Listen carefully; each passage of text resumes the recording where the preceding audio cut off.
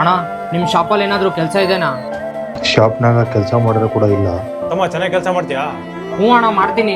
ಸರಿ ಬಾ, ಇವತ್ತಿಂದ ಜಾಯ್ನ್ ಆಗ್ಬಿಡು. ಇವನು ಶಾಪ ಹೊಸವನು, ಇವನು ಎಂಥವನು ಅಂತ ಗೊತ್ತಿಲ್ಲ.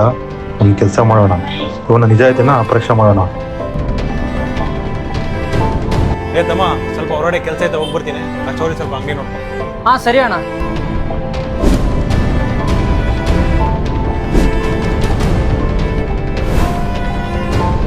ಹಾ, ಇಲ್ಲಿ ದುಡ್ಡಿಲ್ಲಲ್ಲ, ಇಲ್ಲಿ ಇವನೇ ಎತ್ಕೊಂಡಿರ್ತಾನ.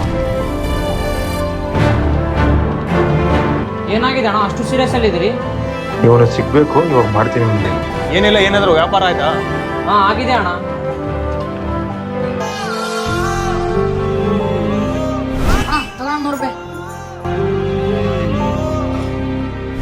ಅಯ್ಯೋ ಅಣ್ಣ, ದುಡ್ಡು ಮರ್ತೋಗಿ ಟೇಬಲ್ ಮೇಲೆ ಇಟ್ಬಿಟ್ಟಿದ್ದಾರೆ.